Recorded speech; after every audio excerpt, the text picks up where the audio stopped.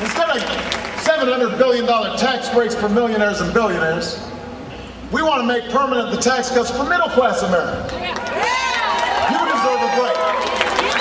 Instead of cutting education and student aid, we want to make permanent our new college tax credit that's worth $10,000 of tuition relief for each young person going to 4 years of college. We want to make sure that in good times and in bad times, no young American should have to sacrifice the dream of a college education just because they can't afford it. That's what we believe.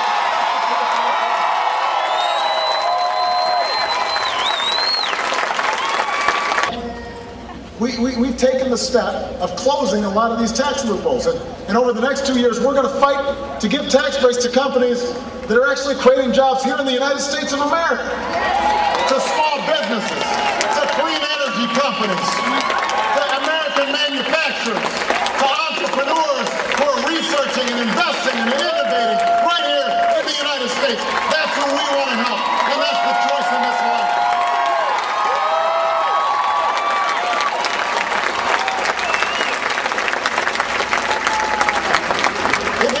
Takes back Congress, they've promised to give back power to the same special interests we've been fighting for the last 20 months. In every state, including right here in Wisconsin, you've got millions of dollars pouring in from special interests. I refuse to let that happen. I refuse to go back to the days when insurance companies could deny you coverage or drop your coverage just because you're sick. Just the other day, I was talking to a woman who did not have health insurance, even though she was working at a school, contracted cancer, was not sure whether she was going to have to use the entire college fund that she'd saved for her kids in order to get treatment. Fortunately, because of the health reform we signed, she now has coverage. But they would want to roll it back. They don't think that makes sense. I refuse to go back to the days when credit card companies can jack up your rates without reason. I refuse to go back to days where taxpayer-funded Wall Street bailouts end up being necessary. We can't allow the special interests to take the reins again. Spent the last decade driving our economy into the ditch. So me and Russ Feingold and Tammy Baldwin, we all went down into the ditch. And we put on our boots. And it was muddy down there and dirty and dusty. And we were sweating and we were pushing the car out of the ditch. And every so often we'd look up and see the Republicans standing there. They're just standing there sipping on a Slurpee and waving at us. We said, well, come on down, help. He said, no, but you should push harder. You're not pushing the right way. But we understood we had to get the car out of the ditch, so we pushed and we're pushing. Finally, we get it up on level ground. Finally, we get it up on level ground. Let's face it, it's a little dented and a little busted, and it needs a tune-up. Fenders all need to be hammered out a little bit, new paint job. But we're finally on level ground. We're moving forward. Suddenly, we get a tap on the shoulder, and we look behind us, and who is it? It's the Republicans, and they're asking for the keys back. And we've got to tell them, you can't have the keys back. You don't know how to drive.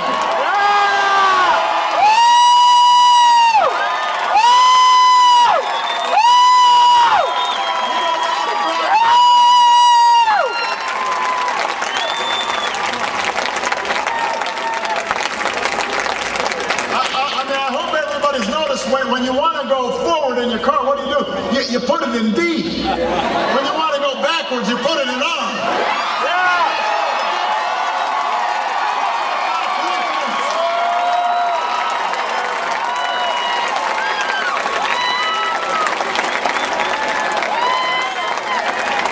That's not a coincidence, people. So ultimately, whether they get the keys back is up to you. Look, there is no question the other side is excited.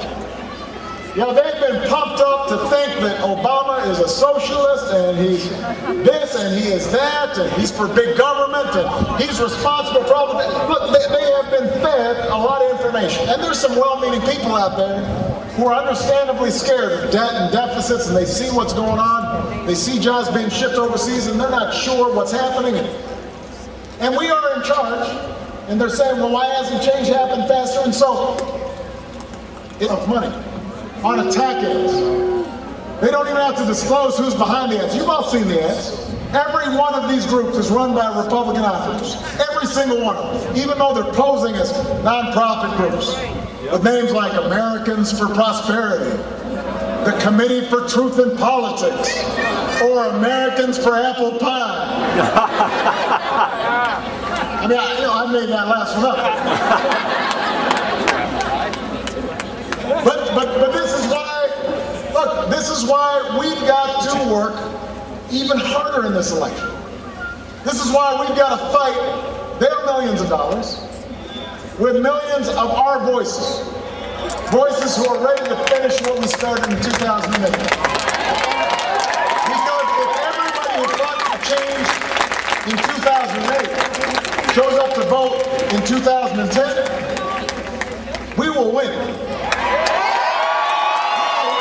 The polls say the same thing. We will win.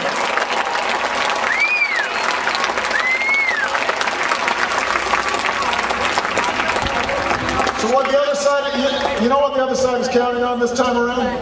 They're counting on you staying home. They're counting on your silence. They're counting on amnesia. They're betting on your apathy, especially because a lot of you are young folks. So Madison, you've got to prove them wrong. Yep. Let's show Washington one more time. Change doesn't come from the top. It doesn't come from millions of dollars of special interest funded attack ads. Change happens from the bottom up. Change happens because of you. Change happens because of you. Change happens because of you.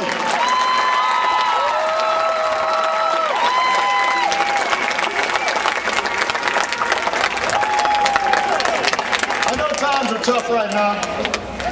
I know times are tough. I know a lot of folks are anxious about the future. And I know that during the campaign, especially after we had already started winning, the feeling was, well, this is just exciting. You got those nice hope posters, and then there was the inauguration, and Beyonce singing. And Washington, all they're concerned about is, boy, his poll numbers are down. So that must mean that he didn't do the right thing. Just because your poll numbers are down, that's how everything is measured. But you didn't elect me to look at the polls. You elected me to do what was right. Yeah! That was change you could believe in. That I was going to do what was right. Not what was expedient. Not what was convenient.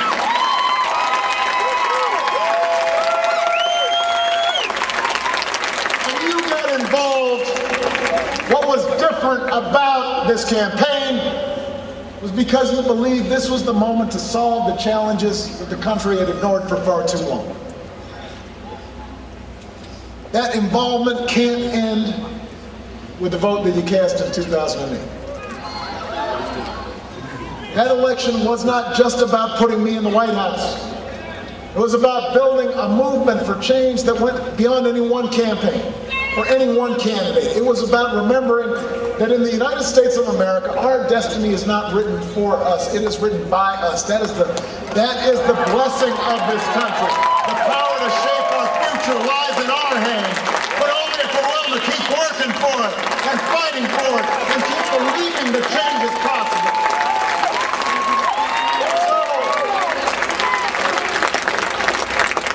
This election is not about what we've done, it's about the work we have left to do. It's about what you want this country to look like over the next 2 years.